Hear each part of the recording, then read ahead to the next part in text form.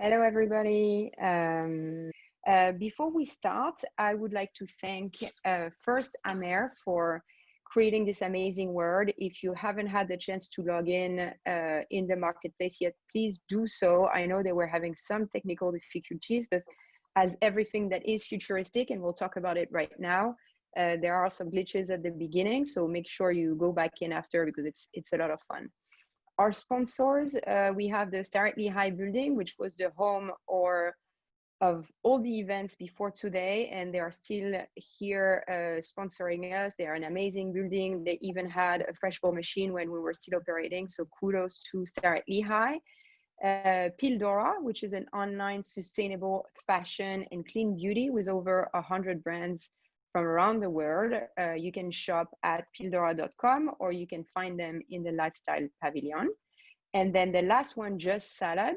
It is the first US restaurant chain to carbon label their menu items. So this is very exciting. They're also, like when I still had my cafe at Ancoli, one of the only ones that are doing reusable bowls. So make sure you check them out. They're very cool. Also, Peon and Peter, thank you so much for being in the background and helping us doing this event today. I know you're going to be very, very busy, and we have a ton of volunteers, so thank you so much. To ground us for a second before everybody introduce themselves, I would like to start with a quote from a French poet and writer, Antoine de Saint-Exupéry. And he says, "We do not inherit our land from our parents, we borrow it from our children." So with that in mind, how do we make sure that we give them back a better land than we had when we initially started using it? And I'm going to open it for all of our panelists to introduce themselves, and then I have a few questions for all of you. So Anna, why don't you start by introducing yourself? I'm Anna Hammond. I'm the founder of Matriarch Foods. Welcome. Alina?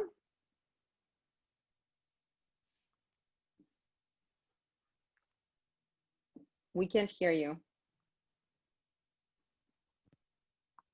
Do you guys hear me now? Absolutely. You're wonderful, wonderful.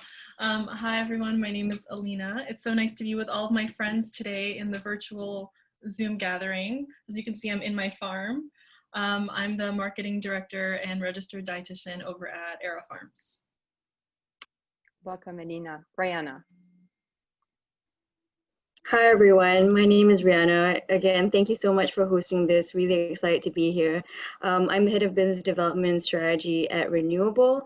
I am not in a farm, unfortunately, just at home, but I hope this background will suffice for now. I love the Paris background. Absolutely. And Jonas, with all the ladies, welcome. Yeah, actually great to see that the future of agriculture is so female and not as usual dominated by us white men. So good to see that part, like to get that off the bat right away. My name is Jonas. I am the CEO and co-founder of We Are the New Farmers. We are an urban farm in Brooklyn, and we cultivate microalgae. And I'm really excited to be here.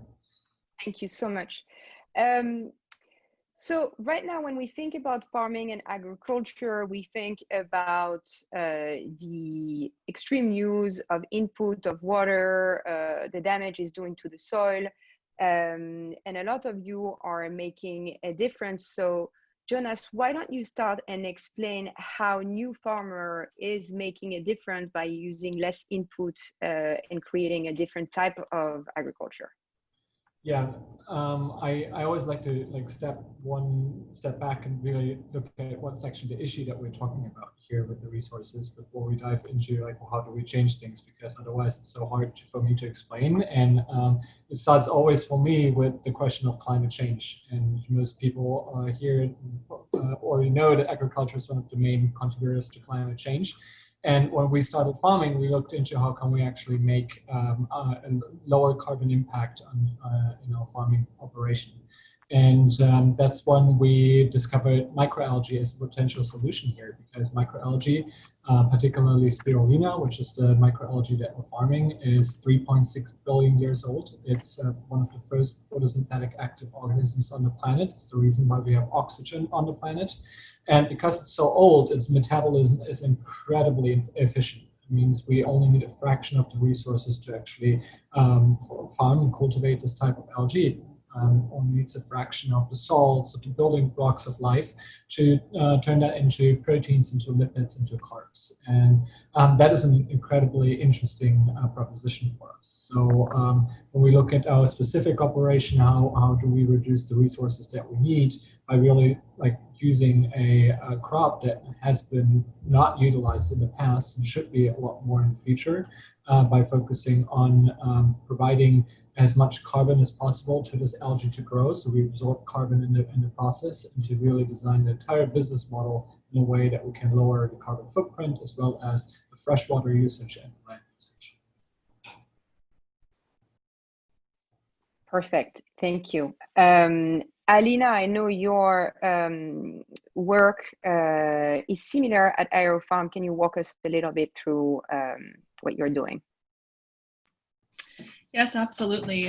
What I love about what Jonas is working on is really bringing a unique, although it's ancient, it's a very unique product to the marketplace that is an excellent source of protein, and protein that comes from nature versus from a laboratory. What we do at Aerofarms is, I don't know if anyone here has had the opportunity to watch the recent documentary Kiss the Ground on Netflix, but it really creates a really nice sets kind of a nice background on what's happening in American agriculture and what's happened in global agriculture over the last 50 to 100 years, ever since the Dust Bowl, really. And the world that we're living in today is a world in which, while our population is increasing and our demand for fresh food is increasing, because of the way that we've been farming the land, we've actually run into quite a little bit of a problem. So where our arable land has been decreasing significantly, which means the land that we have available to farm, the quality of the land that we have is not sufficient for farming food. It's decreased by about 40% over the last 30 to 40 years. Our freshwater resources are decreasing, and we're having a lot more trouble getting enough fresh water. And then at the same time, most of our fresh water is actually used to grow food. About 70% of all of our freshwater resources are going to growing food. We have contaminated soils, we have contaminated waterways, we have a lot of dead zones increasing. And so we're really running, and then we have the extra burdens of climate change, where we have more severe weather events, droughts all over the world that are very, very difficult to control and to prepare for. So we're now living in a time where we really need to change things very, very quickly about what we've been doing and come up with new solutions that are sustainable, better for the planet, and also better for us. So what we're doing at Aerofarms, and this is what we've been doing since 2004 when we were founded, is we're growing food in a way that is efficient, much more efficient, resource efficient, is able to produce more food in a smaller amount of space, in a way that causes minimal or no harm to the planet, and maximizes food production. So we grow right now leafy green vegetables, among other crops, indoors,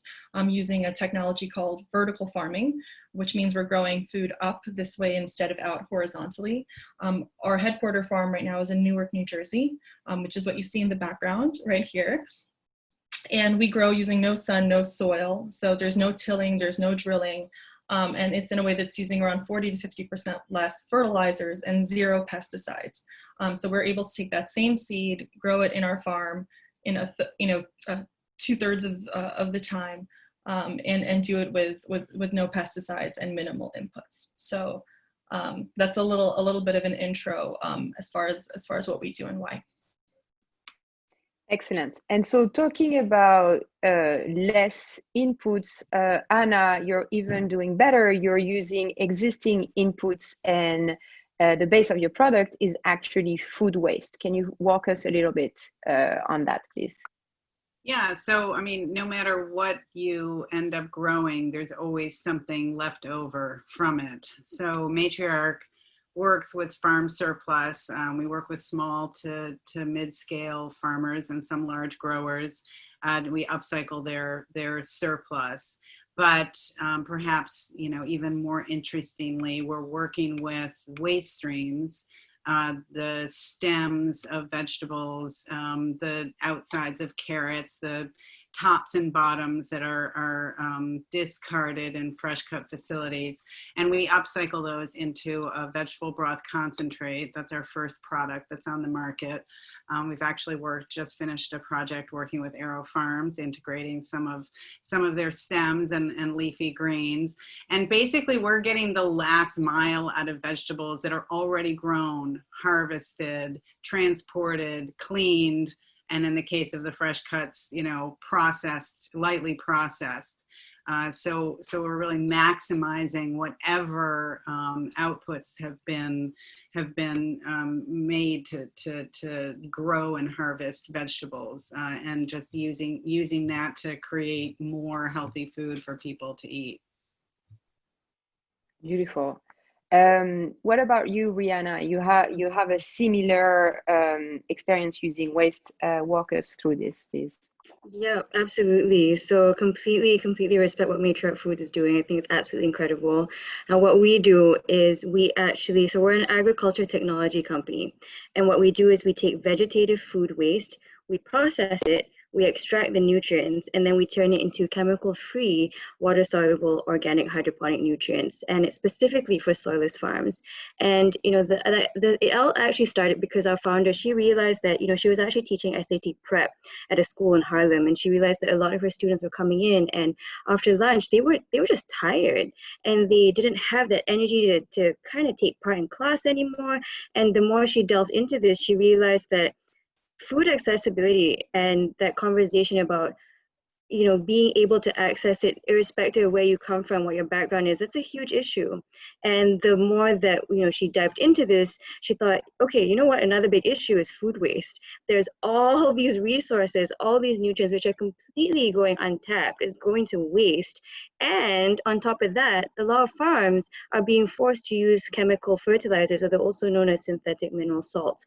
And so what's going into all these kids, what's going into everyone, really, you and I, are things that we actually don't want in our bodies. You know, these mineral salts, they come from places like Russia, they come from places like China, far away.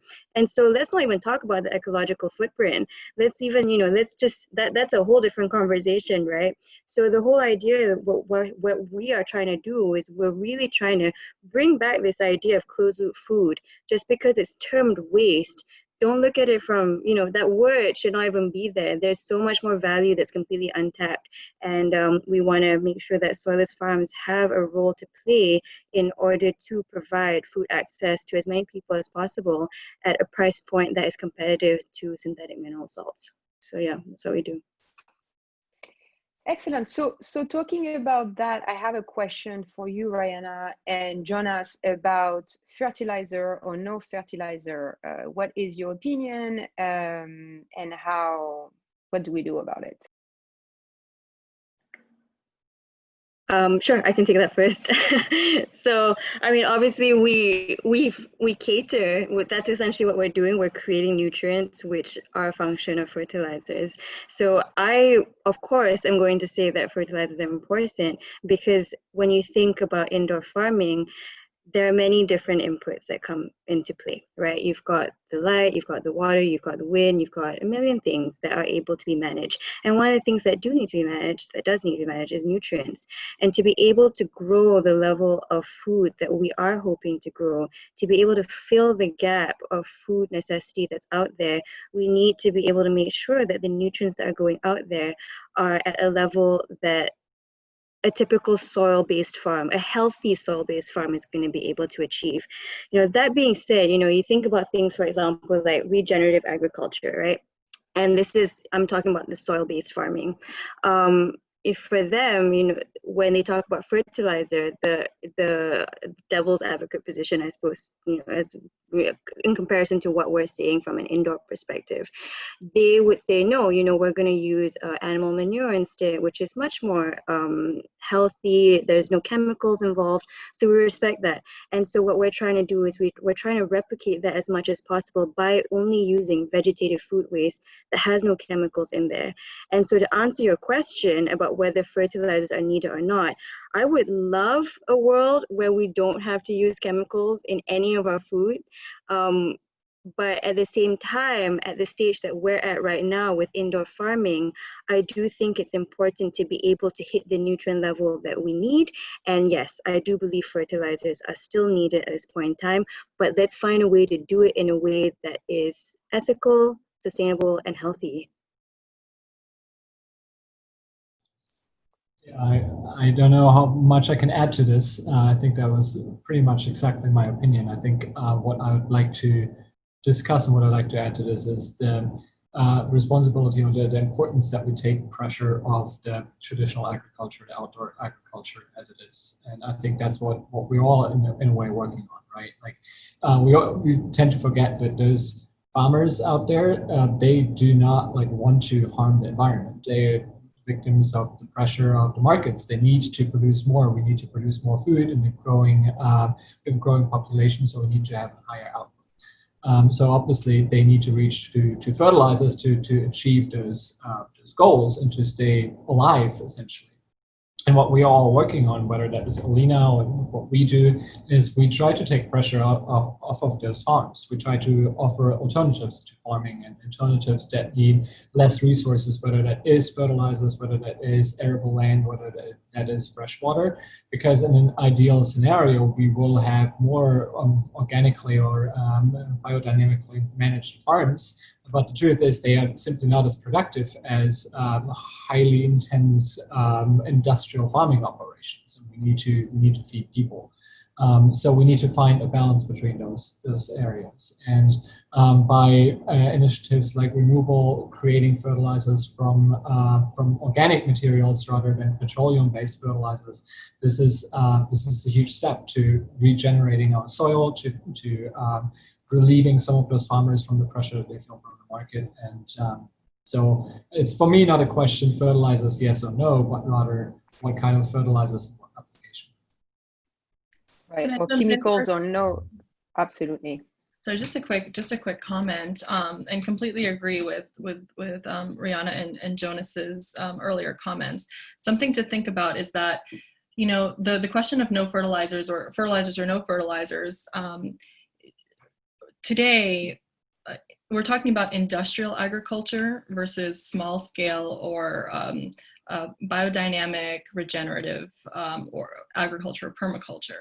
When you're looking at large scale industrial agriculture, they're using tons and tons of mined nutrients and fertilizers in order to give the plants the nutrients that they need to grow, because the soil is so depleted. And because of that overuse of chemicals, we have a situation where the soil is never given the opportunity to actually heal and to actually replenish. So we're constantly dumping more and more nutrients, and we're actually running out, and Rihanna can probably speak to this, we're actually running out of certain minerals around the world. So we're running out of time anyway, right? So we need to solve this problem ASAP.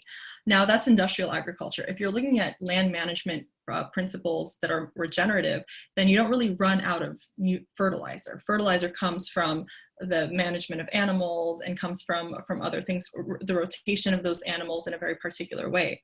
So it's not like there isn't, the question on nutrients is really, it really just depends on what kind of farming system you're referring to and what that farming system requires in terms of inputs. But I think we all agree that having a system that requires that is closed loop and that continues to regenerate on its own is the preferred system. And that's a system that we definitely don't have right now. Yes, and so what?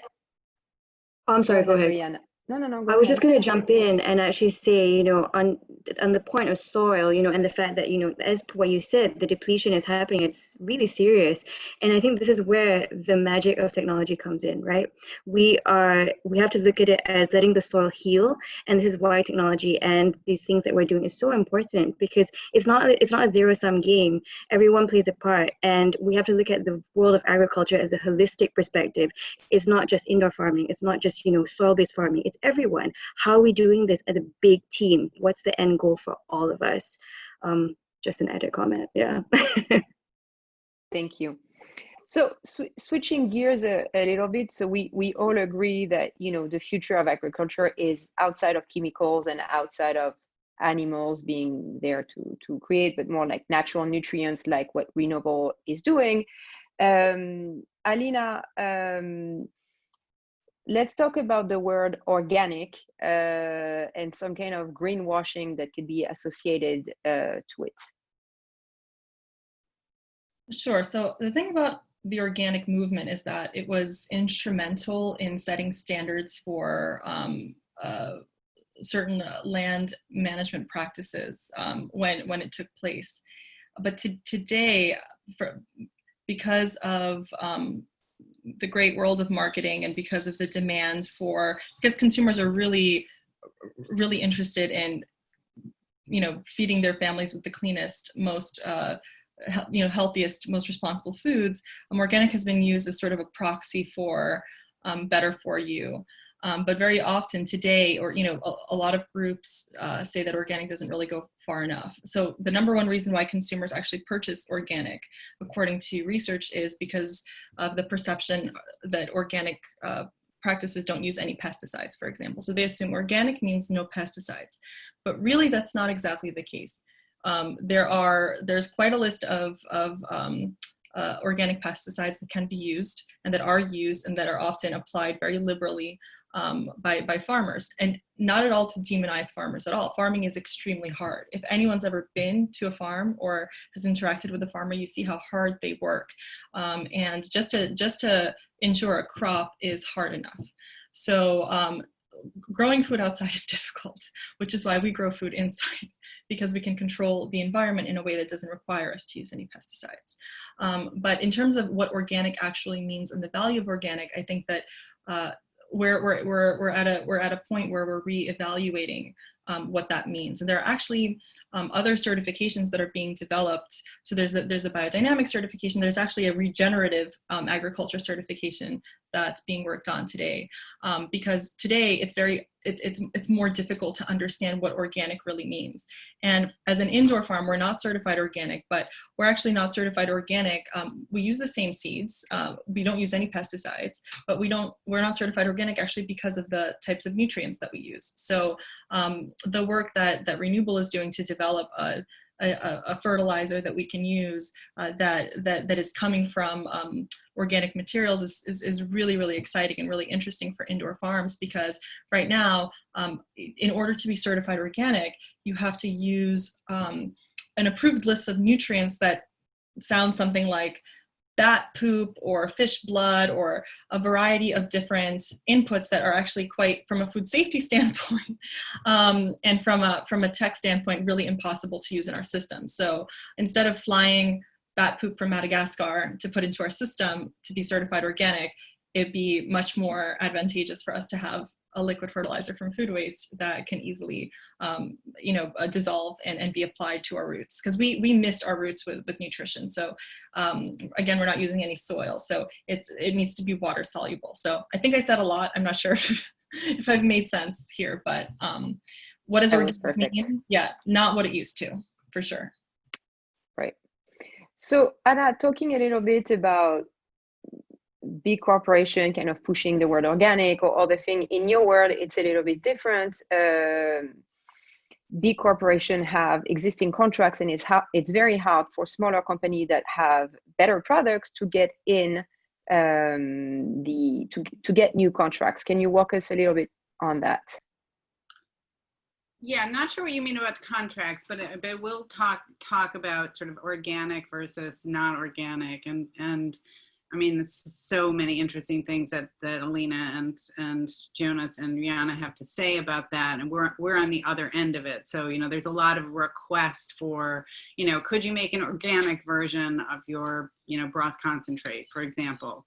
And if we were to do that, it would mean that we couldn't work with many of the small to mid-scale farmers that we work with, because it's very expensive to get certified organic, and some of them are using biodynamic procedures, you know, with their farms. So, you know, it's really more about sort of the issue of greenwashing and what does organic actually mean, sort of long term in terms of certification. And I find it extremely heartening that you know, we can start to work with more indoor farms, and that's a different, you know,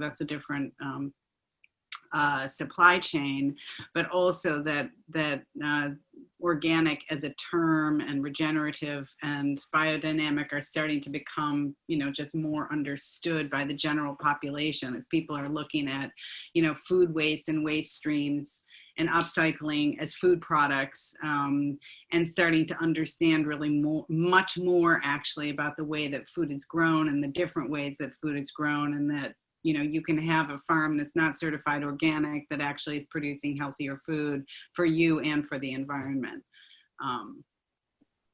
Excellent. So talking about healthiest food, walk us through what your product has or doesn't have compared to its current competition. Yeah, well, the competition, I mean, it's funny, you know, people are like, how did you come up with the idea for a vegetable broth? It's like the most obvious thing that you would make out of all the leftovers, right? So, you know, any home cook, and both of our grandmothers stuck the remnants of their vegetables in the freezer after you cut your onions up or your celery, and you have the tops and bottoms, and you stick them in the freezer against making your vegetable broth. It really was looking at the problem of food waste globally. What are the elements that are in that waste stream, and what can we make from them that could use as much of that waste stream as possible? And then, you know, simultaneously looking at, you know, food service, which really is our focus, you know, elder care, hospitals, schools, and what are some of the elements of in cooking there that are the least healthy. So, you know, putting those two things together, we came up with a broth-based concentrate as the most logical use of large-scale waste streams into a healthy item that is a baseline for, you know, hundreds of recipes in all of those food service categories. So it's really, I mean, it's vegetables and it's low sodium, and that's kind of it. And obviously getting from the point of all those waste streams, you know, to getting it into a shelf-stable box is a roller coaster story that I could tell you for many hours. But, you know, essentially that's the product. And our goal with Matriarch is to look at problems and needs and create solutions that connect those two. So, you know, the value proposition of diverting as much waste as possible from landfill as we can, and the issue of, you know, dire needs, health needs in our biggest food systems. And, you know, what are the ways that we can connect those two that make sense, that are affordable, that are a sustainable business model, that pay farmers and divert waste from landfill. So that's kind of the puzzles we work with every day in terms of developing, you know, our different products. You know, in the line will be, you know, expanding from that. Excellent. Thank you very much. So going back to the word nutrition, and we have a dietitian. So Alina, I'll ask you in a second. But first, I'd like to talk to Jonas a little bit, because spirulina has a lot of benefit. And in fact, what you're creating is a very nutritious meal or meal supplement. I don't know in what category you put it, but can you walk us through a little bit what would be the advantage of or the benefits of someone ordering your frozen cubes and then putting it in their smoothies and in their drinks? Yeah. So we really think about it as food, and that's what it should be, because taking a step back, spirulina, some of the people listening to this may be familiar with spirulina. It's something that you know traditionally as a powder nutrient supplement. You go to your Whole Foods, you go to your vitamin shop, you get a large plastic bottle full of this powder, you dump it into your smoothie or juice, and it tastes disgusting, but you get a lot of nutrients from it. So, hey, it is a product that hasn't really changed for about 40 years, but when we actually look back into history, how it has been used for a long period of time, then we see that people have, surprise, surprise, not dehydrated it into powder to be a supplement, but actually used it as a fresh ingredient. Whether that is in Mexico or in Africa, where this type of algae originates, whether it is in the communities that grow spirulina today in Indonesia, as well as on Hawaii. People eat it fresh, and fresh spirulina is a completely different ballgame than the dried powder. Fresh spirulina is a paste. It's not a powder. It is very similar in texture to hummus. It has super rich, creamy texture, has none of the typical flavors that you get from the dried powder. It's super neutral, very nice to work with in the kitchen. Actually, a lot of chefs really love to work with it, but most importantly, it is a lot more nutritious. Like, our body is used to eating fresh foods. We don't eat dried broccoli powder, we eat fresh broccoli. And the same is true for spirulina. And to be a bit more specific about all the nutrients, I mentioned before that it's this primordial organism. It's super old, and what that means is that it is packed with nutrients of all kinds. Today, it's the building block of many ecosystems around the world. Small animals, large animals, humans rely on microalgae as a food source. Microalgae means the tiny little ones compared to the seaweeds and the noris and the kelps that people may be familiar with. Plankton, if you want to, in the ocean. And because it's so packed with nutrients, it's extremely good for us. It's an excellent source of vitamins and minerals. It's an excellent source of plant-based protein, actually super dense in plant-based protein. It is so complete in its nutritional profile that NASA was considering it or is still considering it as one of the foods that they want to use in long-distance space travel, because people can literally survive on that for a very long period of time. And we just wanted to find a way to bring this superfood, even though I don't really like this word, this food, which is not a nutrient supplement, to a broader audience, because we need to find ways to incorporate microalgae for its sustainability, for its nutritional profile, for its resilience and cultivation. And to summarize this, 2 cubes of spirulina is the equivalent of 1 egg, is that correct? Yeah, that's correct. So I should say we have 2 different products. We have the fresh paste itself, which has a short shelf life of just about 2 weeks, similar to any fresh ingredient that you would think of. And then we have a fresh frozen cube that is perfectly designed for your smoothie, frozen right at peak freshness, so you have all the nutrients readily available. And 1 single cube has about the same micronutrients as 2 cups of fresh greens, and two cubes have the same amount of protein as an egg. Awesome. So basically, spirulina could be the future of protein and meat in the near future. Yeah, we think of it as one of the components, right? I personally try to live as plant-based as possible, but I'm not a big fan of plant-based sausages and like imitations of meat. I'd rather just have tofu or seitan, or like go back to the unprocessed original protein sources. And I really think that spirulina can be a component of that, particularly when you think about your breakfast. How do you get protein into your morning smoothie or into your breakfast bowl without relying on animal products? And that's where spirulina just fits in perfectly. Beautiful. Thank you. Alina, so coming back to you, when we were preparing the call, we were talking about optimizing the nutrients of what you eat. Can you explain this concept a little bit more for our listeners? Sure. In terms of how we grow at AeroFarms. Yeah, absolutely. And I just really quickly, I will just say, in my freezer, I do have New Farmers spirulina, which I put into my smoothies every morning. And I do have Matriarch's soups, which were recently created. So I am a fangirl, and not just a fangirl, but similarly to Jonas, I mean, as somebody who studied clinical nutrition, I studied clinical nutrition because I think food is the basis of all health, and I know that a healthy diet and lifestyle is the foundation of health. And what we're talking about today is the future of food, right? Food meaning what we eat, but also we must define what food means. And is a Beyond Burger or an Impossible Burger food?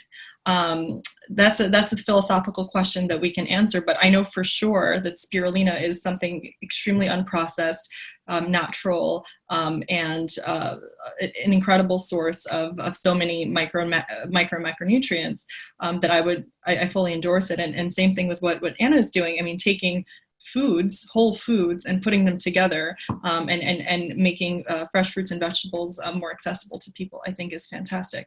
So what we do at AeroFarms, I think when I first joined the company a couple of years ago, well, almost 6 years ago now, the question that I had in my mind was, well, if there's no soil, then first of all, what does it taste like? And then second of all, is it nutrient dense? Is the product just as nutritious as the product that's grown in the soil? And this is a question I get a lot.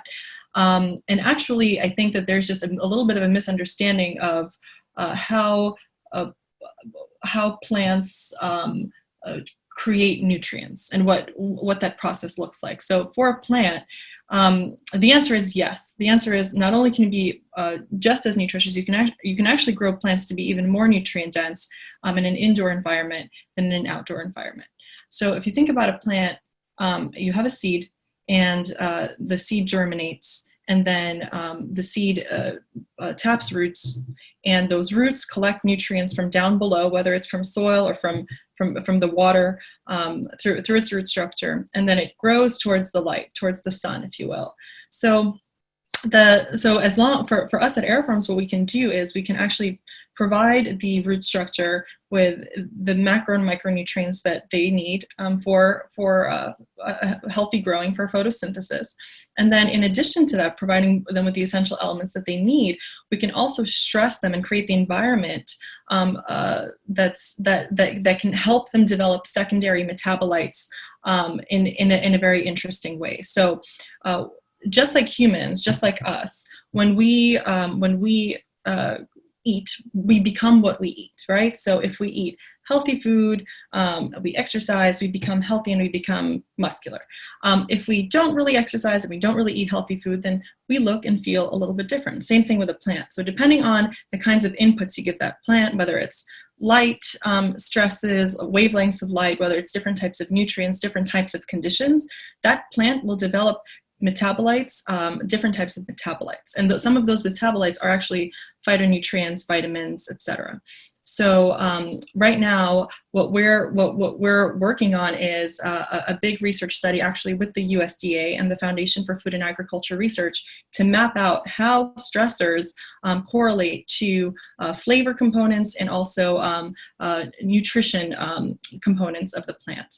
So some of our preliminary research is really, really exciting in that we've discovered that with certain stressors, we can actually increase vitamin C by over 200%. We can increase vitamin A by over 100% in the plant, beta carotene development. So it's really, really exciting preliminary research, and that's really where I'm most excited about kind of where we're going in the future, taking the same seed, growing it in a specific environment with specific stressors to maximize its nutrient density, so that maybe in the future our kids might, or our grandkids might only need to eat, one serving of arugula per day to max out their vitamin and mineral needs, for example, for that day. So a lot of exciting opportunity, but the answer is yes, you can be even more nutrient dense. Mm-hmm. Fascinating. And just to be clear, this is not what we call genetically modified. We're just optimizing the nutrient that we're giving to the plants or to the food we're growing. Exactly. We're just controlling the environment. So we're doing actually the reverse of what one might think of as genetic modification. Genetic modification exists because we can't control the weather, right? Because we can't control what's outside. It was created to help farmers try to ensure a consistent harvest in a very volatile world. So for us, we're doing the exact opposite. We don't need to change the genetics. We can just optimize the environment to fit the genetics of that plant. Amazing, amazing. So as Theon mentioned, is if anybody has question, you can start putting it in the Q&A. I'll continue with mine, but if I see anything popping, I'll ask it to the crowd. Rihanna, is there anything you want to add on the nutrition, on the nutritious aspect, since that's really what you are focusing on? Yeah, absolutely. So, I think one of the things that we're really trying to drive home is that we're just turbocharging what nature has been doing. Nature knows what it's doing. We just need to replicate it as best we can. The whole idea of biomimicry. We can do it. There's lessons that we can pull from there. And so talking about the nutrition, with our product, for example, we make sure that we have a very diverse bacterial community in there. And what we're trying to do is we're trying to make it as close as possible to an organic production that's similar to soil. And, on top of this, we also make sure that we want to, again, back to the point of the fact that, with the whole idea that, farmers, at the end of the day, these are people running the companies, and they have to make money. And as much as they want to have, that impact for nutrition, as much as they want to have that impact for the environment, we respect that these are businesses. And so we have to think about cost effectiveness as well. Can they reach that nutrition level and still achieve their bottom line that they're trying to hit? And what we do is we make sure that there is a mineral and micronutrient profile that is extremely dense in the product that we sell to them. And I think that there are multiple ways for us to be able to do this. There are multiple ways for us to make sure that, another thing, for example, like plant health, and I'm sure Alina can speak to this a lot more better than I can, but the whole idea of, including biostimulants in there to make sure that the plant immunity is good, and that's something that we try and do with our nutrients. And so when you do that, then naturally the plant is going to be able to naturally produce its own nutrients that are going to be really good for the people that are consuming it at the end of the day. So yeah. Fascinating. Thank you very much. Great. So we have a question for you, Alina. Is the production powered by sun panel? You didn't talk about the whole lightning structure that we can see in your background. No, so right now we use exclusively LED lights, and the way that the technology works is that it's modular and it's scalable. So you can take the same kind of like AeroFarms unit and you can make it as small or as big as you want, depending on the size of the building that you're building in or the structure that you're building in. And you can basically put it anywhere that has a source of water and that has a source of electricity. So, or a source of energy rather. So it can be powered by just about anything. And that's what's so cool about the design. For this, our current headquarters farm, we are not solar powered. We are on the grid. And that's because of a variety of different dynamics. We went into Newark. We have a long history with the city of Newark since 2009, and went in there specifically to build out our headquarters. But as we work out new developments in the United States and around the world, and as we develop new farms, we're always looking for renewable energy sources, obviously, and that's not just solar, because solar is quite inefficient still. It's really hard to power a large-scale indoor vertical farm with solar alone today. But other forms of renewable energy, whether it's a combination of wind, solar, geothermal, et cetera, are all on the table, and we're actively looking at renewable energy sources. And I'm hoping that solar becomes more accessible for large-scale vertical farms in the future. It would just take a lot of acreage of solar. What we're doing is reducing the amount of acreage needed to grow food, but it would take a lot of acreage of solar to power that farm alone.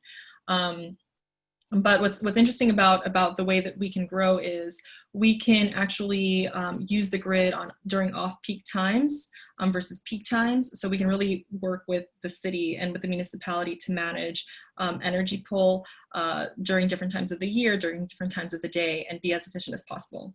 And our LEDs are super efficient and have gotten more and more efficient over time per pound of output. So from that perspective, I'm hopeful that things are just going to get better and cleaner and more efficient as time goes on.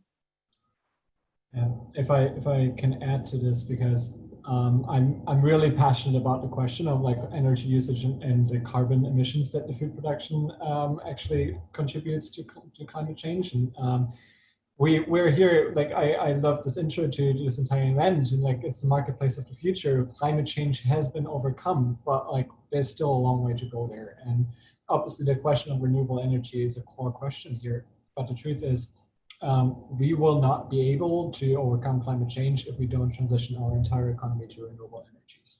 That doesn't mean that food doesn't need to play their role and look at their sources of emissions. And one of the biggest contributors to in the entire agricultural industry is deforestation and the use of soil. And that's why we talked so much about the fertilizers that we use. That's why we talk so much about biodynamic and organic productivity versus indoor productivity.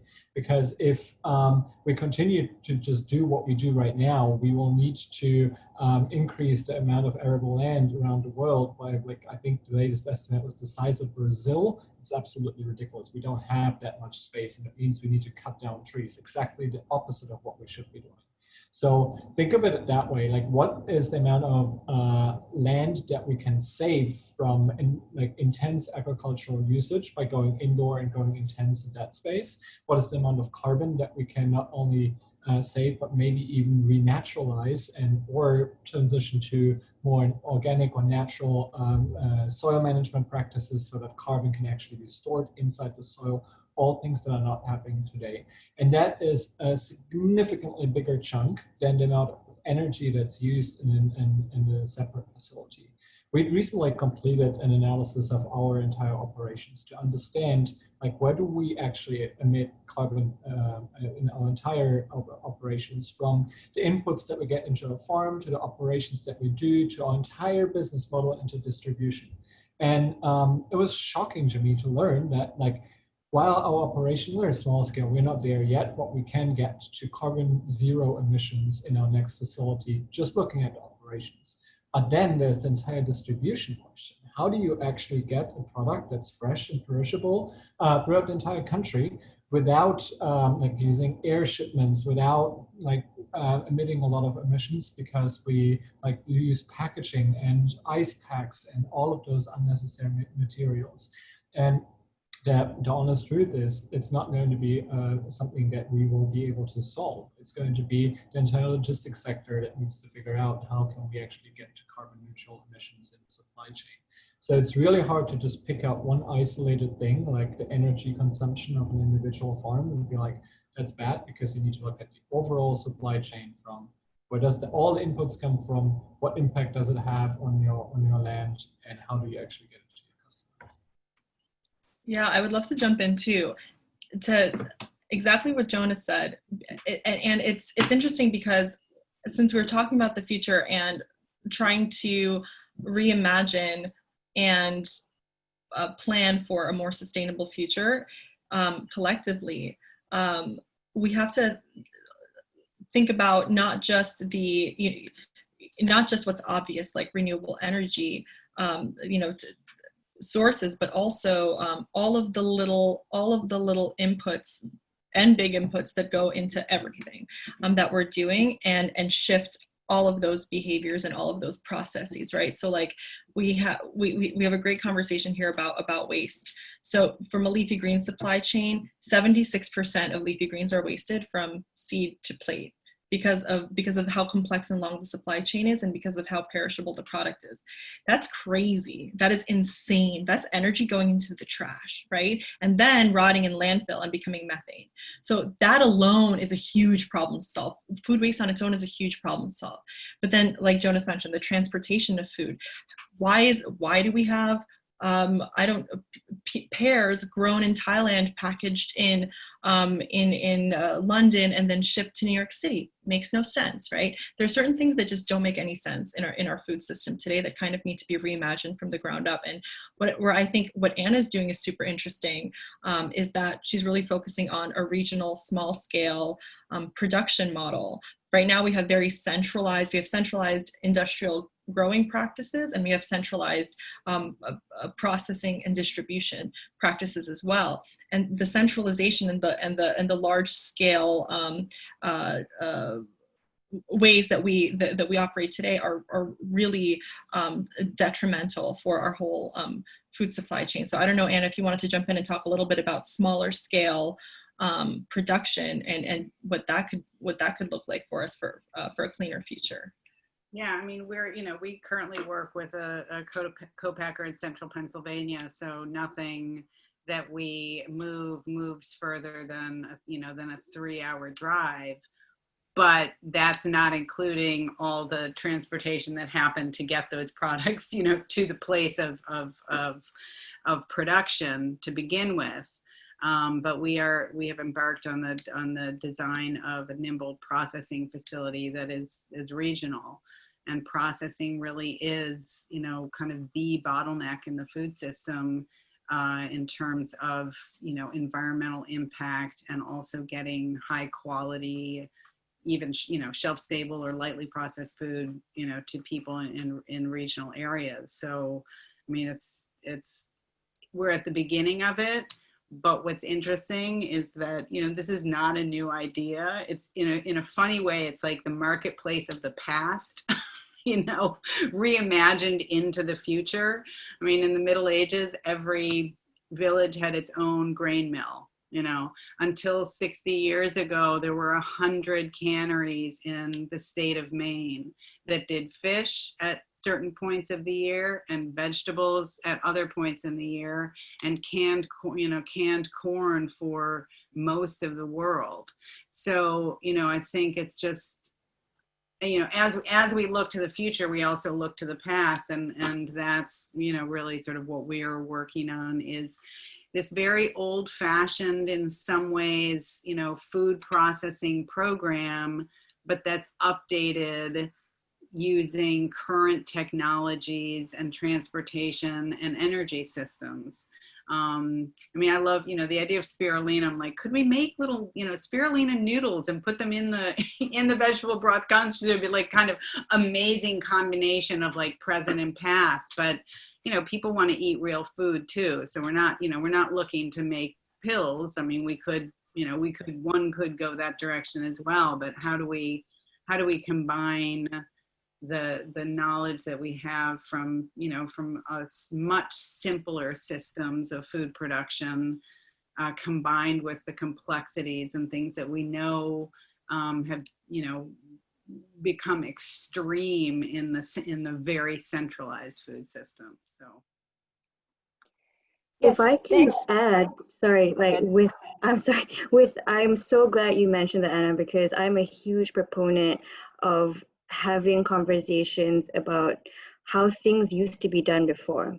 And I come from Southeast Asia, and so there's this I suppose battle between modern and to show that we've progressed. We have to have these skyscrapers and these metal buildings and all these types of things, but there's a lack of appreciation for things that were done before. And so I think having conversations between traditional communities, having conversations with indigenous communities, and bring that into the conversation when we're looking at tech in the future is so crucial. I know it's starting, but really kind of revving that up, I think there are going to be great things that we can combine forces on and learn from each other. That's one thing. The other thing was Alina's point about the supply chain. Absolutely agree. I think COVID was, I apologize I have to bring this up, it really showed us the issues with the current supply chain. And so really identifying technology that's going to help localize businesses and connecting it. Because when you think about the way that, and I'm speaking from a food waste perspective, right? If you think about the way that technologies and things that we use to deal with food waste currently exist, you have one end of the spectrum, and you think of things like anaerobic digesters. a lot of people or a lot of small businesses, they can't afford those types of things. On the other end of the spectrum, you have things that are much more affordable but require a lot of land, for example, composting. And so how can we create technology that's going to connect all of these dots so that a company that can afford it can also support a company that's working with a composting system? And so again, I guess the point I'm trying to drive home is that having conversations with all these different parties is so crucial in order for us to really move the needle to achieve what we're all trying to achieve, I believe. Yes, I think thanks everybody for kind of jumping in. Kyle, we didn't really answer your question. He was asking about, you know, is meat dead with the transition to indoor farming? What I do think, and what I think everybody touched upon, is I think the future of food and agriculture is really local. That's where we're going. We're going to smaller delivery system, production. Everybody is more connected, and I think that if we go back to smaller farms and more natural farms, that will also make a lot of sense. And we're going back to a circular economy where everybody is working well together, compared to having huge production center in the middle of the country. So I will let everybody close with final remarks, but so far what we've said is that the future of food will be upcycled, would be real, is going to be nutritious, is going to be local, natural, clean, healthy, carbon efficient, chemical free, and tech based. Do you have anything else to add to this? Rihanna, you can start. I think you summed it up really well, but I suppose if I can put out a call to action, so to speak, you know, I think these sessions are great. And what I think would be a great thing for us to do is to think about, you know, as individuals, what are we doing with this? And it can be something as small as just sharing what we've learned today. You know, we can come up with all this technology, we can come up with all these great things, but if our community and as a network, we're not on the same page, this is not going to go anywhere. We're not gonna have the effect that we want. So I would say just kind of think about this, reflect. Sounds a bit fluffy, but I truly believe in this kind of stuff.